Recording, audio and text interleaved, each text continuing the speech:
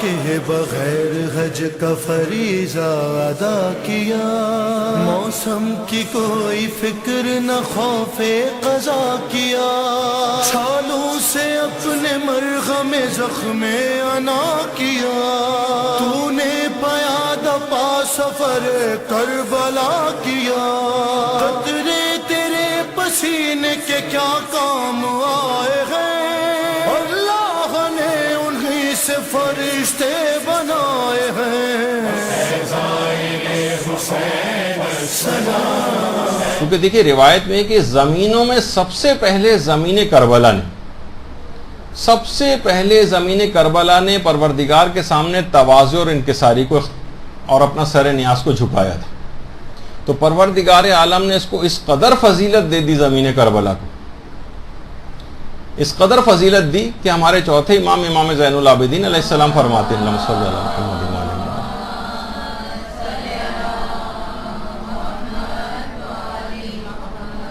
کہ ایک دفعہ زمین مکہ نے اپنے فضائل بیان کی اور کہا کہ بیت اللہ میری پشت پر ہے۔ میری فضیلتوں میں سے زمین مکہ نے اپنے فضائل بیان کیے کہ بیت اللہ میری پشت پر ہے، ہر سال کرۂ ارض سے بے شمار لوگ کھینچ کھینچ کر بیت اللہ کی زیارت کو یعنی میری سرزمین کے اوپر آتے ہر سال۔ تو پروردگار عالم نے زمین کعبہ کے اوپر وحی کی تو کہ تم اپنے فضائل ضرور بیان کرو، لیکن تمہارے فضائل کو زمین کربلا کے فضائل سے وہی نسبت ہے جو ایک قطرے کو سمندر سے ہوتی۔ اللہم صلی علی محمد۔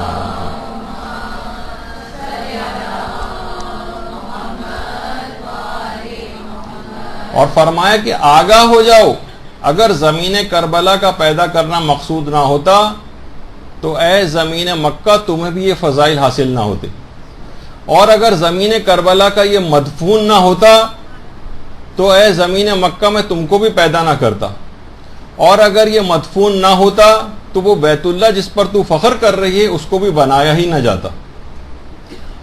اور چوتھے امام یہ جملہ بھی ارشاد فرماتے ہیں کہ جس وقت زلزلہ قیامت آ رہا ہوگا تو اس وقت زمین کربلا کو پروردگار اپنی قدرت کاملہ سے اٹھا لے گا اور جنت کے خطوں میں سے ایک خطہ قرار دے دے گا جو کہ انبیاء اور مرسلین کا مسکن بن جائے گا، اور اس کے نور سے اہل جنت کی آنکھیں خیرہ ہو رہی ہوں گی، اہل جنت کی، جس کے اندر انبیاء اور مرسلین، سوچی کہ انبیاء اور مرسلین وہاں پر رہ رہے ہوں گے۔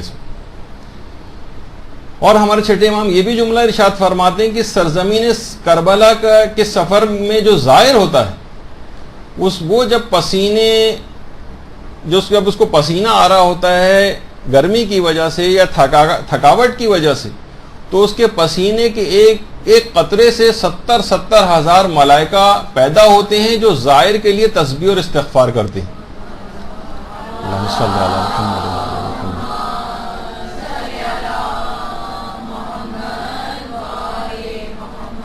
اور اس شخص کے لیے پیغمبر اکرم فرماتے ہیں کہ اے میرے مظلوم فرزند کی زیارت کرنے والے اور اس کے لیے مصائب کو برداشت کرنے والے، اس کی زیارت کے لیے کہ میں محمد صلی اللہ علیہ وآلہ وسلم صلی اللہ علیہ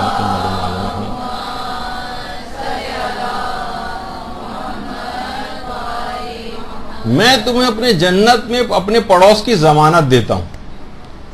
اور امیر المومنین علیہ السلام یہ جملہ ارشاد فرماتے ہیں کہ اے میرے مظلوم بیٹے کے زوارو، میں علی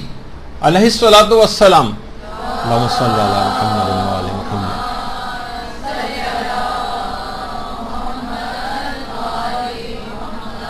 تمہاری تمام حاجات کو تمہاری تمام ضروریات کو خواہ دنیا کی ہوں خواہ آخرت کی ہوں میں پوری کرنے کی ضمانت لیتا ہوں۔ اور جیسے ہی یہ زائر صحن روضہ کے اندر قدم رکھتا ہے، جیسے ہی یہ زائر صحن روضہ میں قدم رکھتا ہے ملائکہ اس کو گھیر لیتے ہیں،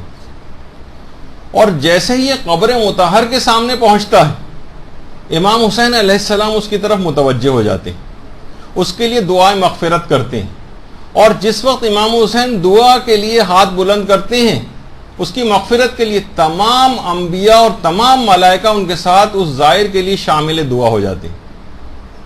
اور یہ زائر جب اپنے وطن واپس جانے کے لیے پلٹتا ہے تو الوداع کہنے کے لیے جبرائیل، اسرافیل، میکائیل تمام ملائکہ کے ساتھ الوداع کہنے کے لیے آتے ہیں، اس کو مبارکباد دیتے ہیں، تم خوش نصیب ہو، تمہارے تمام گناہ بخش دیے گئے ہیں، جاؤ اب تم کبھی آتش جہنم نہ دیکھو گے۔